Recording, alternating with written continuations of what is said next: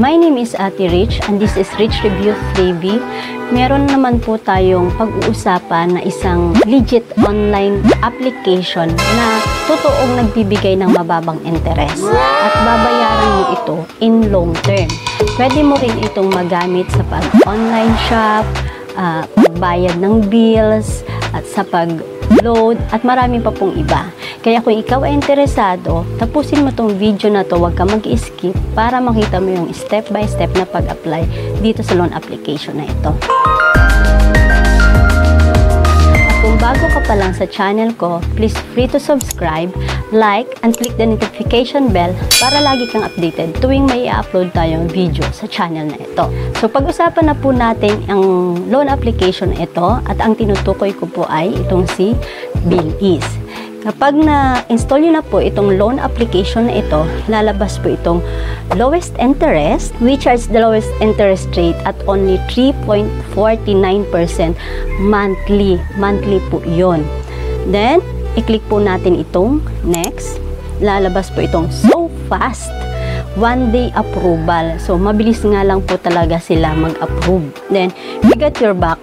Flexible credit line, grow your credit limit and benefits as you keep using BillEase. So habang nagbabayad po tayo ng maaga or on time dito sa BillEase na to, is tumataas yung credit limit po natin sa kanila. Kung maganda po ang record natin dito kay BillEase, so mas tumataas po o nagiging higher yung binibigay nilang re-loan sa atin. Then i-click po natin itong next. So, lalabas na po itong sign up and log in. At kung first time mo pa lang na mag-apply dito kay BillEase, click po natin itong sign up. Lalabas po itong let's get started. Hingi po siya ng email at saka ng mobile number kung saan doon nila ipapadala yung OTP. Click po natin itong I have read and agreed, then sign up. O magpapadala po siya ng mobile verification doon sa binigay nyo pong cellphone number. Then, magkikreate po kayo ng password. Nakalagay po dito, has at least 8 characters, contains upper and lower case, contains number and characters. So, mag-create po kayo ng password at kapag nakapag-create na po kayo, save password. Then, lalabas po itong your security is our priority. Gagawa po kayo ng 4-digit PIN and then fingerprint ID. Then, lalabas po itong allow BillEase to access this device location. Lalabas po itong while using the app only this time. So, ang i-click po natin itong only this time. Then, lalabas po itong your account is created. Naka-create na po tayo ng account. Then, activate your BillEase account by providing registration details, government ID issued, and clear and visible selfie. Then, dito po, kapag nakapag-create na tayo ng account, i-activate pa po natin yon. Then, i-click po natin itong activate account. Lalabas po itong data, disclosure, and consent. Basahin lang po natin ito. Then, i-click po natin itong accept. Nandito na po tayo sa personal information. Tell us about yourself. Andyan po yung first name, gender, middle name, last name, date of birth, marital status, nationality, and then i-click po natin itong I understand that bill is obligated. Then, click po natin itong continue. Then, ang next po is current residential address. Saan po tayo nakatira or yung complete address po natin. Meron din po silang hinihinging landline dito pero optional lang. Nagtatanong din po sila, do you work from home? Then, ang next po is itong character reference. So, lagi ko po sinasabi na mag-ingat po tayo kung sino ang ilalagay natin na character reference dito sa mga online loan application na ina-applyan natin kasi maaari po nilang tawagan yan kapag hindi kanila makontak. So, pwede niyo pong ilagay yung mga kasama nyo sa bahay para in case na tawagan po kayo kapag due date na,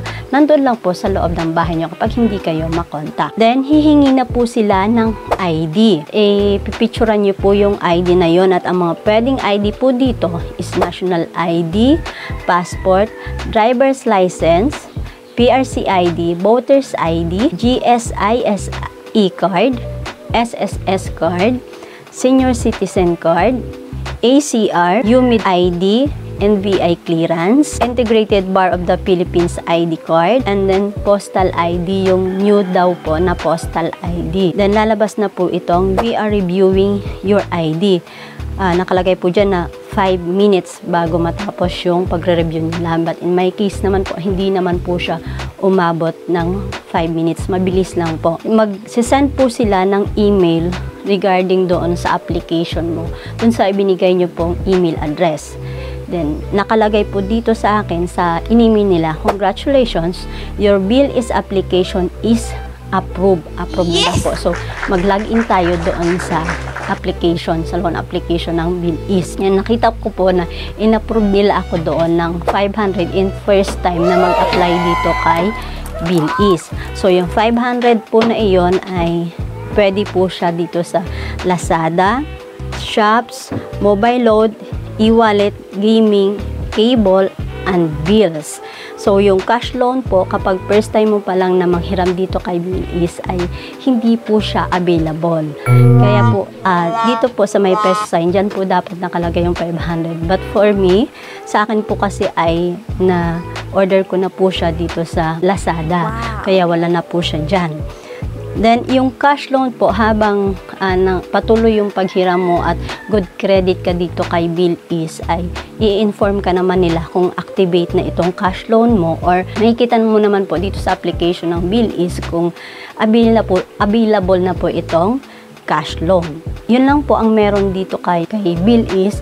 Kung papipiliin po ako about dun sa mga loan application na pinangre-review natin, para lang po sa akin, ang BillEase ang pinakamaganda dahil mababa po interest nito. Wow. Pwede mo itong bayaran within 4 months, 6 months, 12 months. Kayo po ang pipili kung gaano katagal nyo po ito babayaran. Siyempre, habang matagal po natin itong babayaran, ay padagdag po yung interest na yun, pero mababa lang yung binibigay nilang interest.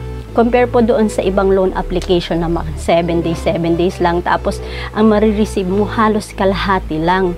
Kaya kung pang emergency po, dito na po kayo kay BillEase, talagang recommended po siya. So, yun lang po ang meron dito kay BillEase, at ugaliin po nating manood ng mga loan application review. Manood po tayo at mag-research about sa mga loan application, online lending bago po tayo mag-loan sa kanila. So, yun lang po. See you in my next video.